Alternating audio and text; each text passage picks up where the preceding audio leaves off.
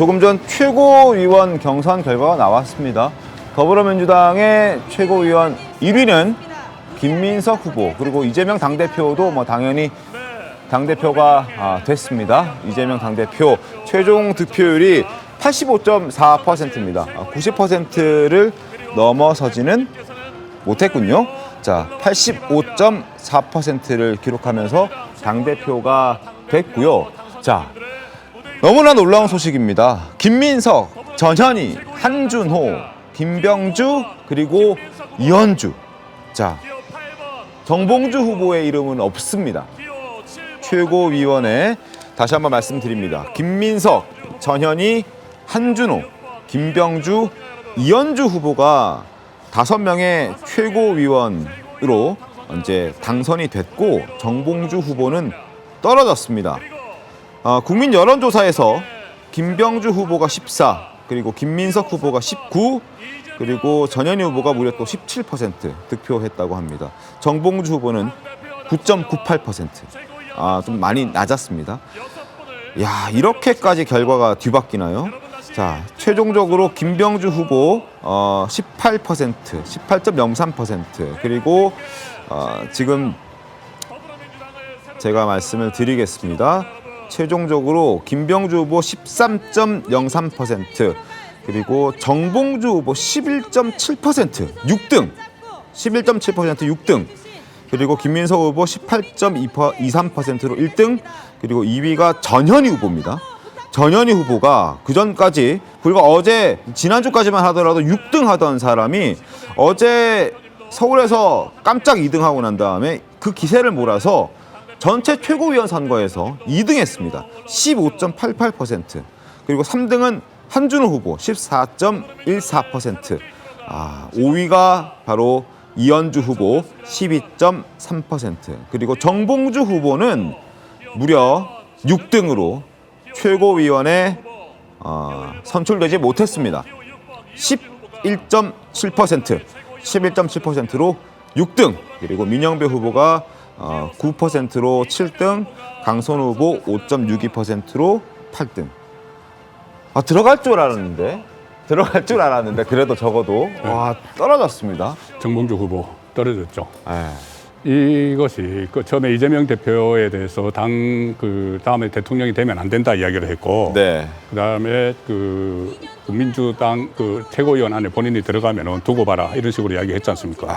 이게 상당히 역풍을 맞으니까 그다음에 이재명 후보에 대해서 또 극찬을 했어요. 네. 하면서 그 대신 이재명 명팔이 이렇게 하면서 지지자들을 또 공격을 했거든요. 네. 그러니까 이것들이 결국은 용납이 안 되는 그런 상황이 됐고, 저는 차라리 5명 중에 한 번 들어가면은, 네. 정봉주 후보가 들어가면은 매기 역할을 할 수 있을 거다. 민주당 그렇죠. 최고위원 회의에서 그런 기대를 매기 역할을 할 수 있을 거라는 기대를 했는데 그게 이제 무산이 됐고, 그리고 또 하나는 지금 전현희 후보가 2위로 올라간 것, 2위로 올라간 것은 어제 서울에서 2위를 했을 때 민주당에서 그런 이야기를 했어요. 서울에서 지역구를 두고 있으니 서울에서 그렇게 하려고 한 것 아닌가. 그렇게 생각할 그렇게 수도 이야기를 했었습니다. 네네. 근데 제가 어제 볼 때도 정봉주 의원도 서울에서 활동을 했었고, 네. 김민석 의원도 서울에서 지역구를 두고 있는데, 네. 전현희 후보가 그리고 또 서울이라는 데가 굳이 서울에서 활동을 한다고 표를 몰아주고 하는 데는 아니거든요. 그런 생각을 했는데 오늘 그거 서울이어서 그랬던 것이 아니라는 것이 확인이 되는 셈이죠. 그러니까 이재명 8위 발언 때문에 이렇게 됐다는 게 이재명 8위 발언 때문에 정봉주는 떨어졌고 그다음에 전현희는 김건희 여사에 대해서 그건 때문에 당선됐고, 이거 다른 거는 좀 설명을 할 게 없어요.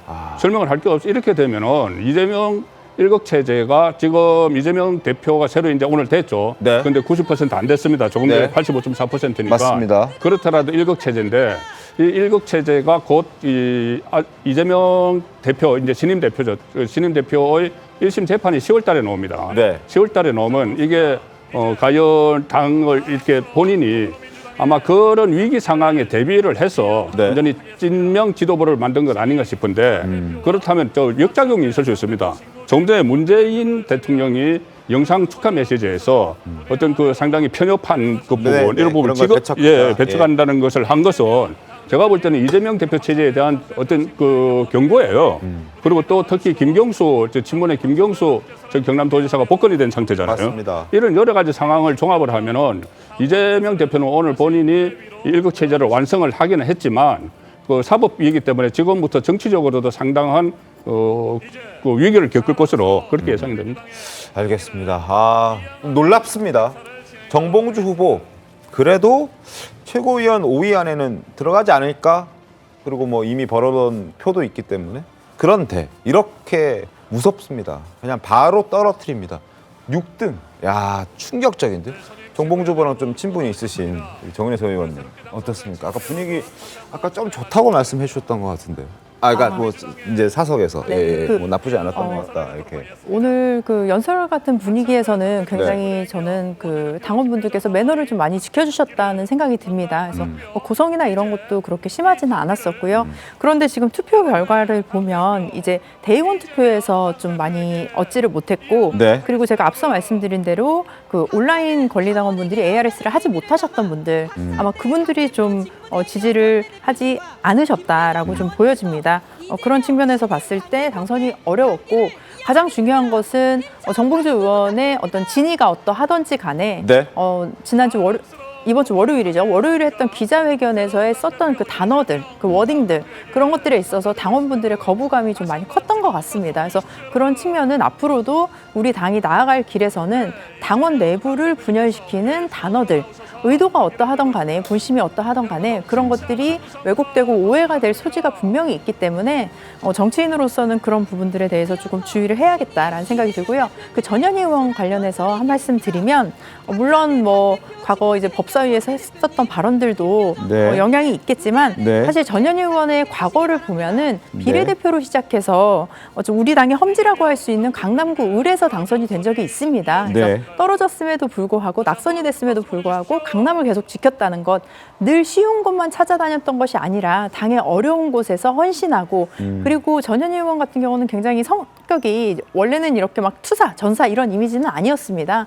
그럼에도 불구하고 권익위원장을 하면서 본인이 당했던 그런 부당한 어떤 것들에 대해서 저항하고 그랬던 것들을 특히 대의원들, 당원분들이 좀 평가해 주신 게 아닌가 싶습니다. 알겠습니다.